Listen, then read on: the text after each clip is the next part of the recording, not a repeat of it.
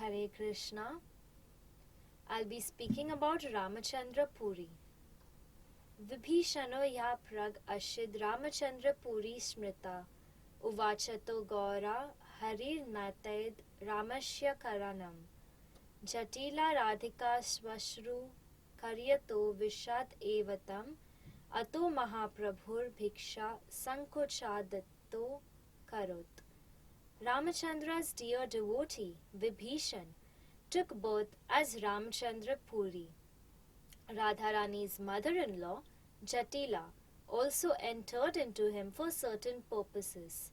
On account of him, Mahaprabhu reduced his food consumption, as stated in the Gaura Ganodesh Dipika 92-3. Tam Vande Krishna Chaitanyam Ramachandra Puri Bhayat Laukikaharata Swamyo Bhikshanam Samakochayat.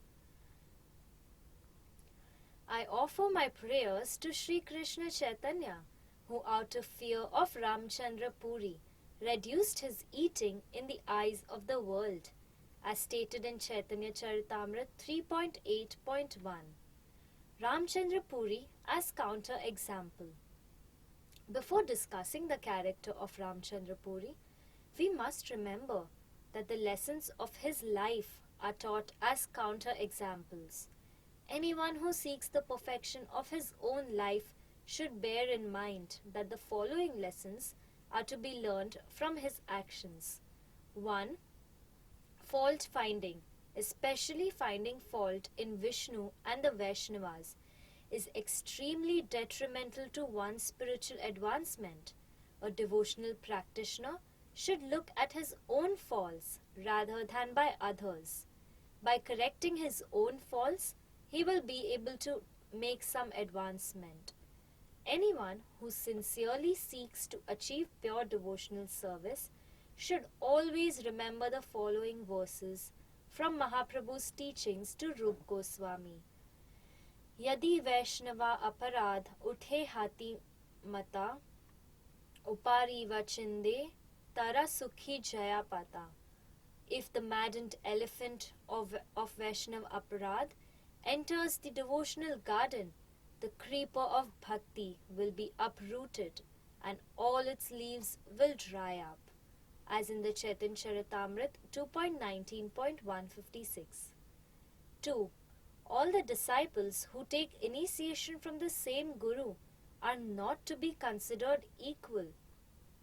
Though superficially, all may have taken shelter of the spiritual master and received the mantra from him, they cannot all be considered true or sincere disciples. The spiritual master rewards the disciple who dedicates himself to affectionate service of the master. Such a disciple is furthermore able to recognize the mercy of his spiritual master. A disciple seeking his own perfection will bear in mind that of the 64 limbs of devotional service, one of the most important is Vishrambhena Guru Seva, the service of the spiritual master in reverence and respect. The sincere disciples recognize that the spiritual master's instructions are beneficial both for himself and for others. Third, to show disrespect to one's spiritual master and to other Vaishnavas has a pernicious effect on one's spiritual life. One should remember that the Lord cannot tolerate the transgressions of the rules of etiquette, as in Chaitanya Charitamrita 3.4.166. Due to whatever misfortune, some conditioned souls come under the influence of the illusory energy and are so bewildered by a pride in their own knowledge or self-worth that they arrogantly try to correct or to instruct the Vaishnav or the Guru. Fourth, those who want to increase in devotional service should associate with and serve other devotees who are affectionate and who have similar spiritual goals.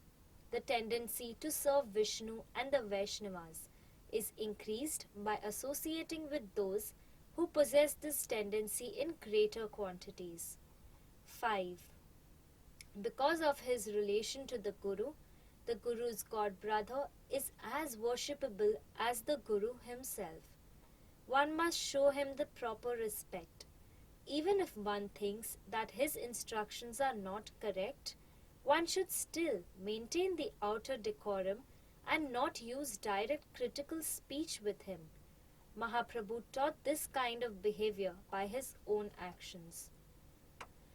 Gaurara ami mukhe balile nahi chale. Gaurara achara, Gaurara vichara, le ile falafale.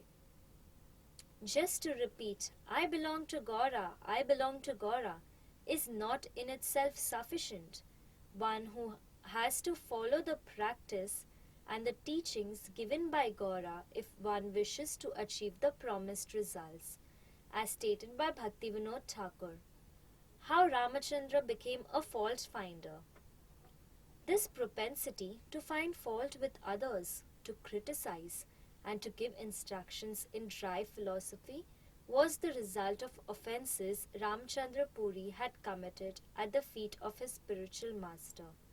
When Madhavendra Puri was on his deathbed in Remuna, he was in the depth of separation from Krishna and was crying in the mood of Radha after Krishna's departure from Mathura.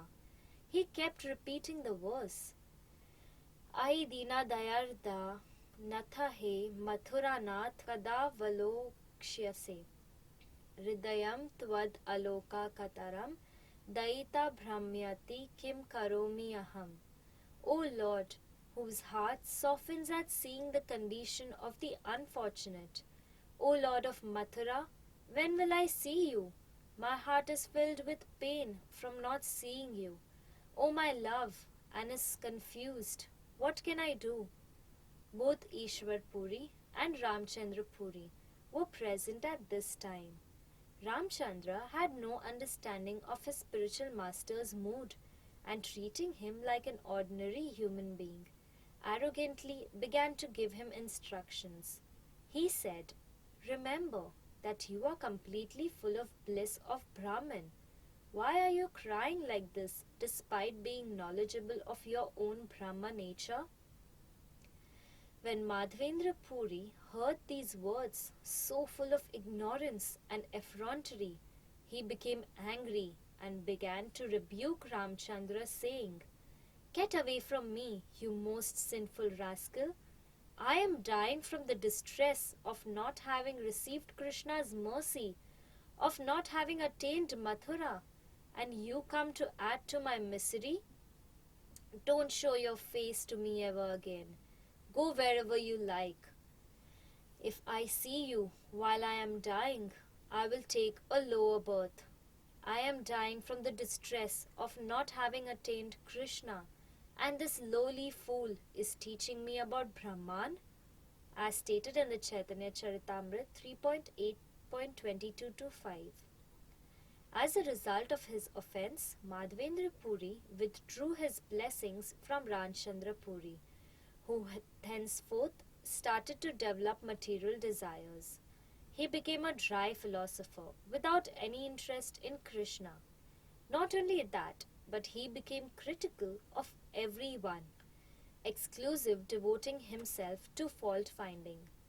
In this connection, Srila Bhaktisiddhanta Saraswati Goswami Thakur has written, Even though Ramachandra Puri saw his own Guru suffering of separation from Krishna, he was incapable of recognizing the transcendental nature of this transport of emotions. He judged his Guru to be an ordinary man and took his mood to be material, the result of some material insufficiency.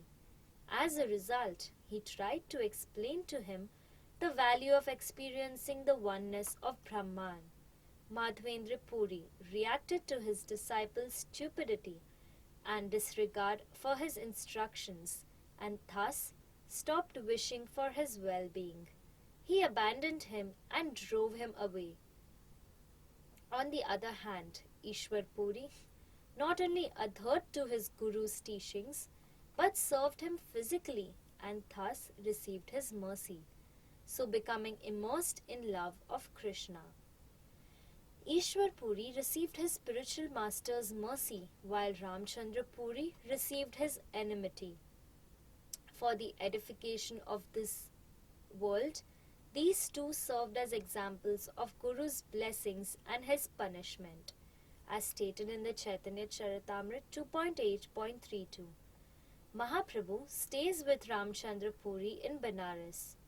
Vrindavan Das Thakur has also written that Mahaprabhu hid in the house of Ramachandra Puri while in Benares.